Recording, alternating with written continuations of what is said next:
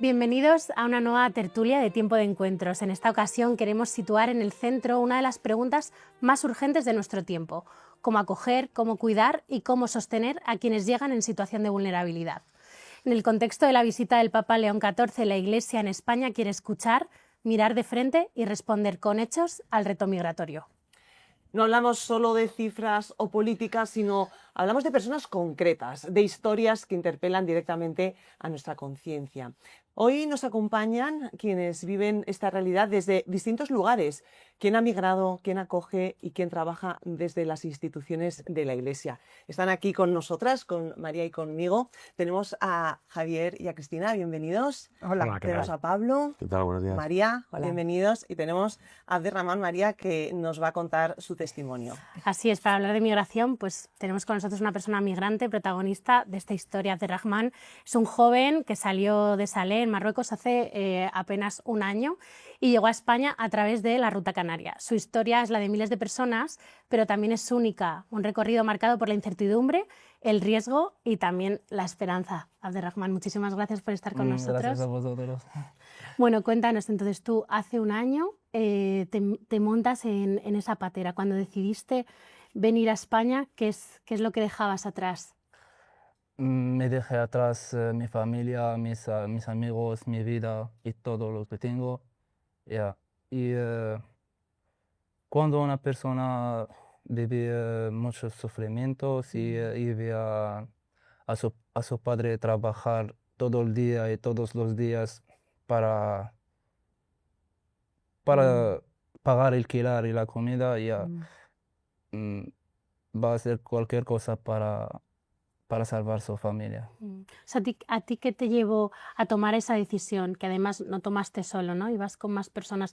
¿Cuál es el punto que tú dices, yo tengo que salir de aquí? Porque siento que tengo alas y no puedo volar ya. Abderramán, tú nos comentabas antes de empezar esta tertulia, un poco de coloquio que hemos tenido previo, que no tuviste miedo. ¿Qué se hace el perder el miedo? O sea, ¿qué hace que alguien pierda el miedo a tomar una decisión como la que tú tomaste? Cuando una persona vive el dolor y la pobreza y muchas cosas y muchos sufrimientos, ya el miedo ya no hay. Y una vez que llegáis, ¿qué es más difícil? ¿Ese viaje que nos acabas de relatar o tus primeros días al llegar a España? De verdad, los dos fueran difíciles. El viaje, el primer día aquí en España, porque el primeros días aquí en España también no sabemos que hay gente saben que aquí en España hay el dinero en el suelo, pero no. Tienes que trabajar como en su país y tienes que buscar la vida como en su país. Porque eso es lo que os cuentan allí. Claro, sí. Os dicen que aquí es todo muy fácil, que se encuentra trabajo fácilmente, dinero fácilmente, sí. ¿no? Eso es lo que os cuentan allí antes de salir. Sí, hay gente que saben que aquí en España todo es fácil, pero no. Y entonces llegas aquí Ujú. y ¿qué es la primera ayuda que encuentras? El vehículo de Loja en un centro en Canarias. Viví ahí un mes y encontré gente buena y ayúdame mucho. Hay profesores de español, hay doctores, hay muchas cosas. Sí, porque tú no llevas un año todavía aquí en España y fíjate cómo hablas español, hablas muy bien español, Un ¿eh? poquito, de verdad. No, muy bien, lo haces fenomenal. Es muy buen estudiante. Y entonces, Abderramán, esto también para que no quede claro, tú llegas a Canarias, allí pues primero no te acogen y luego ya vienes a Madrid Sí. y aquí también has vivido Aquí en también un centro. vivía en el centro de Cruz Roja de Carabanchel, como 9 meses, y ahí también puedo estudiar, puedo comer ahí, puedo beber con ellos y ayudarme mucho, de verdad. Y vamos a pasar a un segundo bloque, el de la respuesta social de la Iglesia. ¿Cómo acoge y cuida la comunidad eclesial a los migrantes? Tenemos con nosotros a María González Dine. Ella es secretaria general de Cáritas Española, es una de las principales redes de atención y acompañamiento a personas migrantes en nuestro país. María, muchísimas gracias por estar con nosotros. Cuéntanos un poco tu labor como secretaria general de Cáritas antes de empezar. Bueno, pues como saben, Cáritas es la organización de la Iglesia que se dedica a trabajar a favor de con los pobres y la exclusión social. Y escuchaba a Abderramán, la historia de Abderramán, ¿no? Y bueno, pues es la historia que se repite a lo largo de todo el territorio español, también a nivel internacional. Cáritas forma parte de una red internacional de 162 Cáritas a nivel mundial y vemos que la realidad de la movilidad humana, la migración, pues es una constante en el día de hoy. Y yo escuchaba de Rahman y los testimonios que como él, cuántos hombres y mujeres, jóvenes, mayores, hablabas de los menores, de Rahman, pues se juegan la vida todos los días, ¿no? Para intentar lograr ese sueño. Y hablábamos de lo que es la incertidumbre, el riesgo y las esperanzas, ¿no? Tantos sueños de personas que todo lo que aspiran es a tener una vida mejor. Me llamaba la atención, Abderramán, que decías eso, tu deseo de poder ayudar a tu familia, ¿no? De ver el sufrimiento muchas veces en el que bueno, se ven sometidas las familias y que buscan la migración como única salida, como única alternativa. Y en Cáritas es lo que vivimos también todos los días, muchísimas historias como las de Abderramán, que bueno, que tienen que hacer frente a esa incertidumbre, diría, desde el punto de vista que están sufriendo muchas personas, desde el punto de vista administrativo y regular, ¿no? Y, bueno, y celebramos como Iglesia, como Cáritas, el proceso actual de regularización, al que espero que también se pueda acoger Abderramán, porque esto es lo que siembra esa esperanza, ¿no? El poder tener una vida normal, por así decirlo, en un país como el nuestro. Y estoy sorprendida de tu capacidad de aprender la lengua en menos de un año, ¿no? Todos estamos sorprendidos. Exacto, ¿no? Y luego pues vemos los riesgos a los que se están sometidos tantísimas personas que deciden dar el paso valiente de venir a España. Y bueno, ya hace poco tuvimos la suerte de estar con el padre Kenneth, que es el párroco de una parroquia en Lorca, y él venía de Nigeria también, ¿no? Y él nos contaba su periplo, cerca de 3 años para poder lograr. Y lo más terrible fue cuando el cayuco de al lado suyo, con 100 personas, vino una ola y se los tragó a todos, ¿no? Y él hablaba desde el dolor, desde el sufrimiento que supone tomar un paso como es el que ha dado el de Rahman. Yo tuve la suerte hace unos años de poder estar en el sur de Senegal y ver los cayucos, ¿no? Cayucos que son enormes embarcaciones, pero muy inestables muchas veces. Y luego, por supuesto, las mafias, ¿no? Lo que vemos que muchas veces sin saberlo hay mucha gente que hace dinero de esta terrible tragedia. Y bueno, la esperanza que tú decías, María, también. Yo creo que al final sueños y testimonios con la de Rahman es lo que pues, organizaciones como Cáritas de Iglesia nos animan a seguir apostando en esa acogida que hablamos para poder bueno, contribuir a que sus sueños pues, se hagan realidad, que no es más que tener una vida digna en España. Muchas gracias, Pablo, por estar aquí. Gracias, María. Bueno, ¿hasta qué punto bueno, migrar es un derecho y hasta qué punto acoger al que migra es, bueno, podemos decir una obligación, ¿no? Una responsabilidad también moral que tenemos? Sí, yo creo que con lo que se ha dicho hasta ahora, que María además lo ha explicado muy bien, o sea, y con el propio testimonio de Rahman, yo creo que todos hemos entendido que el deseo de emigrar nunca es, se hace fácilmente, ¿no? Es verdad que hay casos, además, en que se huye de situaciones absolutamente insostenibles, puede ser guerras, puede ser persecución, etcétera, y esta realidad de las personas refugiadas que solicitan asilo en nuestro país, y evidentemente es un derecho amparado, ¿no? Internacionalmente. Pero luego también hay muchas personas, como puede ser el caso de Rahman, que también tienen el deseo de poder mejorar su vida, poder contribuir al desarrollo de su familia, de poder ayudarles. Y como él dice, cuando hay una necesidad tan grande y un dolor tan grande de partida, y incluso el miedo, porque ya hemos visto la historia de Rahman, pero que es la de tantas personas, ¿no? Que pasan tantas dificultades para llegar aquí y que puede el deseo de dejar una situación de dolor y de dificultad y de desesperanza en última instancia, ¿no? Vence el miedo y se lanzan a una aventura absolutamente incierta. Entonces, yo creo que cuando tienes en la retina de los ojos esta realidad, lo miras de otra forma y acoges de otra forma a estas personas que llegan aquí, que pueden estar amparadas por un derecho internacional. Esto no quiere decir que no haya que regular, que no sea justo el poner unas reglas, digamos, a la inmigración, pero una vez que llegan aquí, ¿cómo no vamos a acoger a estas personas? ¿Cómo no vamos a acoger este deseo tan grande que tienen de mejorar, ¿no? Entonces, ¿cómo podemos también nosotros aquí acoger de mejor manera? Bueno, pues en primer lugar, ensimismarnos, conociendo historias, poniéndole rostro realmente a este fenómeno, que si no se habla siempre desde una visión política, social, ideológica, pero muy pocas veces partiendo de la persona en lo concreto, ¿no? Y poniéndose junto a ella a entender no solo cuáles son sus necesidades, sino cuáles son sus deseos, que compartimos, que nos hace identificarnos. Yo he escuchado a Ramán y digo, coño, yo me siento amigo ahora de Ramán, ¿no? Sí. Sentimos en el mismo camino, todos deseamos mejor, todos deseamos estar acompañados, todos deseamos que alguien nos mire bien y que nos ayude a crecer en la vida, ¿no? Entonces, bueno, pues desde ahí hay un acercamiento que cambia, ¿no? Que lo miras de otra forma, que acompañas de otra forma, ya no solo responder a todas sus necesidades, sino de ponernos compañeros de camino de estas personas que vienen aquí, ¿no? ¿Qué papel juega el empleo en un caso como Abderramán dentro de la integración real?